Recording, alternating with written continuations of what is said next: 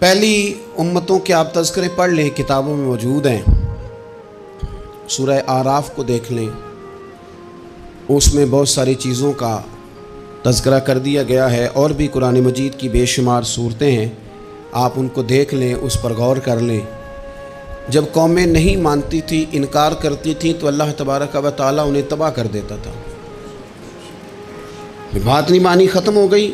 ایک مقصد ہے نا جس کے لیے کسی چیز کو بنایا گیا، تو مقصد تخلیق انسانیت کیا ہے کہ وما خلقت الجن والانس الا لیعبدون، جنوں اور انسانوں کو اللہ نے اپنی عبادت کے لیے پیدا کیا، اور ان کو جب عبادت کی دعوت دی گئی، جب انہیں پیغام دیا گیا اللہ تعالیٰ کی توحید کا، انہوں نے نہیں مانا، تو جس مقصد کے لیے بنایا تھا جب اس طرف ہی نہیں آئے۔ یہ پنکھا لگایا جاتا نا ہوا کے لیے، تو اگر پنکھا ہوا نہ دے تو اس کا کوئی چھت پہ کام ہے؟ اس کو اتار کے تو آپ سکریب والے کے پاس بھیج دیں گے، بھی ختم ہو گئی بات۔ تو مقصد جو تھا نا اللہ کی عبادت تھی، تو جب قومیں اللہ کی عبادت کی طرف نہیں آئیں تو اللہ نے انہیں تباہ کر دیا اور صفحہ ہستی سے مٹا دیا۔ اللہ تعالیٰ کے پیارے محبوب علیہ السلام نے کفار مکہ کو، قریش کو، عالم عرب کو، عالم انسانیت کو دعوت دی، وداعیا الی اللہ باذنہ وسراجا منیرا۔ اس منصب پر فائز ہو کر حضور نے دعوت دی۔ جب انہوں نے دعوت کا انکار کیا، حضور نے انہیں عذاب سے ڈرایا، اللہ کے عذاب سے، چونکہ حضور نذیر ہیں۔ انہوں نے یہ کہا کہ اگر آپ کہتے ہیں نا کہ ہم پر عذاب آئے گا، تو پھر آپ وہ عذاب لے آئیں، ہم پہ آئے۔ جب کوئی آدمی منہ سے تباہی مانگے، جب کوئی شخص اپنے منہ سے یہ کہے کہ کر لیں جو ہوتا ہے معاذ اللہ، تو اگر تو سامنے والا کمزور ہو تو شاید وہ کچھ نہ کر سکے، لیکن یاد رکھنا کئی دفعہ کمزور ہوتا ہے تو کچھ نہیں کرتا، تو کئی دفعہ مہربان بڑا ہوتا ہے، رحمان اور رحیم کئی دفعہ کرم نوازی کرتا ہے۔ جب انہوں نے کہا نا کہ لائیں وہ عذاب ہے محبوب جس کا آپ وعدہ کرتے ہیں، تو اللہ نے کیا فرمایا؟ فرمایا وما کان اللہ لیعذبہم وانت فیہم۔ محبوب رب کی یہ شان ہی نہیں کہ انہیں عذاب دے، کیوں؟ اس لیے کہ آپ ان کے درمیان موجود ہیں۔ اے محبوب علیہ السلام، اللہ کی یہ شان نہیں کہ انہیں عذاب دے اس حال میں کہ آپ ان کے درمیان موجود ہیں۔ آپ میری بات کو سمجھیں گے، غور کریں گے کہ کافروں کے درمیان اگر حضور موجود ہوں تو عذاب نہیں آتا، تو قیامت میں جب حضور مومنوں کے بیچ موجود ہوں گے، مجھے کہہ لینے دو نا کہ اساں جہاں گناہیاں دا جدوں اعمال نامہ فرول ہوئے، پھر ذرے ذرے نے سامنے آ جانا ہے، جو جو منہ تھی بولیا بول ہوئے، اساں بھی کول حضور دے بیٹھ رہنا ہے، لکھ عمل ترکڑی تول ہوئے، او دے کولوں بھی رب نے حساب لینا ہے جیڑا بیٹھا ہی محمد دے کول ہو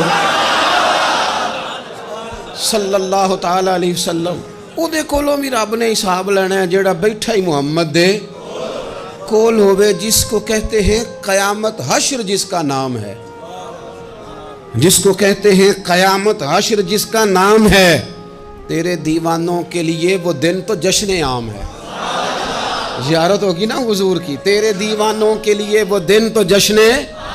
اور ایک شاعر نے اور بات کھول دی، کہنے لگا ہر نظر کانپ اٹھے گی محشر کے دن، خوف سے ہر کلیجہ دہل جائے گا۔ اچھا جی، پھر کیا ہوگا؟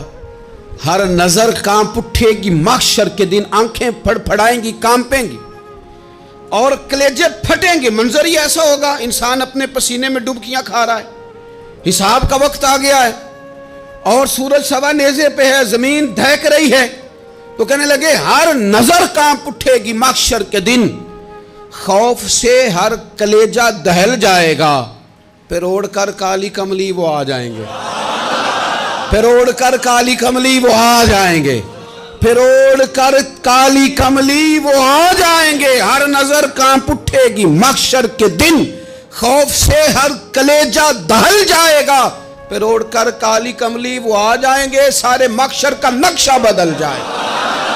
میرے عزیز، حضور کے بغیر گزارا، نبی کریم کے بغیر کوئی چارہ، ہمارا کوئی سہارا ہی نہیں حضور کے بغیر، ہم کدھر جائیں سوائے محبوب کے۔ اس لیے نا صحابہ اس بات پر مطلع ہو گئے تھے، وہ نا بڑی بڑی دھیمی دھیمی باتیں پوچھتے رہتے تھے، اطلاع مل گئی تھی نا کہ اصل کرنا کیا ہے، تو جو رازدار لوگ ہوتے ہیں نا وہ پھر دھیمے دھیمے راز کی باتیں کرتے ہیں، حضرت انس بن مالک حضور کے خادم تھے. اماں نے دے دیا تھا حضور کی بارگاہ میں. کہتے ہیں میں 10 سال مدینے میں حضور کی نوکری کرتا رہا, تو قریب سے دیکھا تھا نا سارا کچھ. بہت ساری احادیث ان سے مروی ہیں, بڑی چیزوں کو دیکھا تھا, تو ہم سیانے ہو گئے, باتیں سمجھ گئے. قریب رہنے والے لوگ تو قربان پچھانن والے ہیں, تو گل جان گئے گل کھول دے نہیں. تو قریب پہنچ گئے تھے نا, تو سمجھ آ گئی تھی بات کی. تو ترمذی میں موجود ہے, ایک دن حضور سے پوچھتے ہیں یا رسول اللہ قیامت والے دن آپ کو کہاں تلاش کروں. یعنی حضور علیہ السلام سے پوچھتے ہیں حضور میں نا قیامت والے دن, بھئی بات تو یہ نا کہ اعمال ٹھیک کیا جائے, معاملات پر توجہ دی جائے, عبادات کا خیال کیا جائے, جو ہمارے ذمہ ڈیوٹیاں ہیں وہ پوری کی جائیں.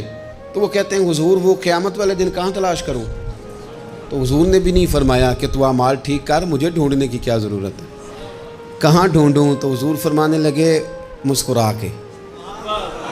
کے فرمانے لگے, چونکہ قربان پچھانن والے ہیں, تو اے گل جان گئے گل کھول دے نہیں. حضور علیہ السلام سے کہا یا رسول اللہ میں نہ قیامت والے دن کہاں تلاش کروں. تو حضور فرمانے لگے حوض کوثر پہ. یا رسول اللہ وہاں کیا ہوگا. تو فرمایا امت پیاسی آئے گی تو میں جام بھر بھر کے پلاؤں گا, میں جام بھر بھر کے پلاؤں گا.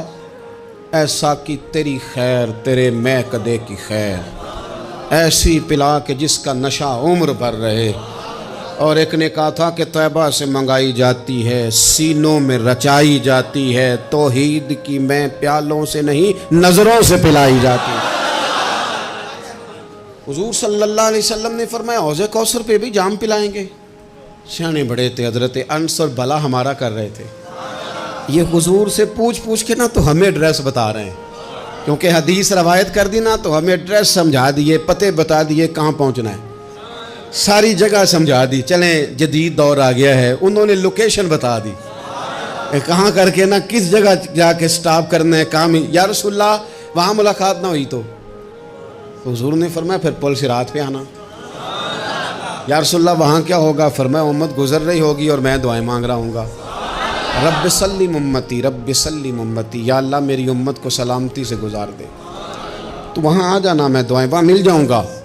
قربان جائیں. فاضل بریلوی بول پڑے, کہنے لگے خدا کی رضا چاہتے ہیں دو عالم, خدا چاہتا ہے رضائے محمد. اجابت کا جوڑا عنایت کا سیرا, دلہن بن کے نکلی دعائے محمد. اجابت نے جھک کر گلے سے لگایا بڑی ناز سے جب دعائے محمد. رضا اب پل سے وجد کرتے گزریے کہ ہے رب سلم دعائے محمد صلی اللہ. تو عرض کی یا رسول اللہ وہاں ملاقات نہ ہوئی. تو میں نے کہا وہ ہمیں لوکیشن سمجھا رہے تھے, انہیں تو پتا تھا پہلے ہی.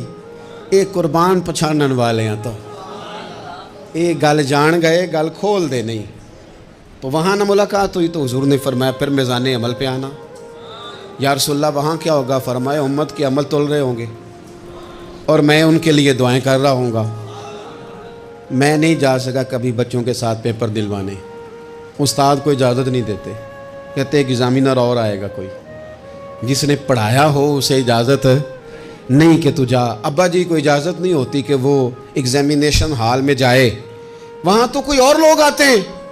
یہ بھی عجیب سبق ہے نا کائنات کا کہ سارے تعلیم و تربیت کے اسباق بھی حضور پڑھائیں,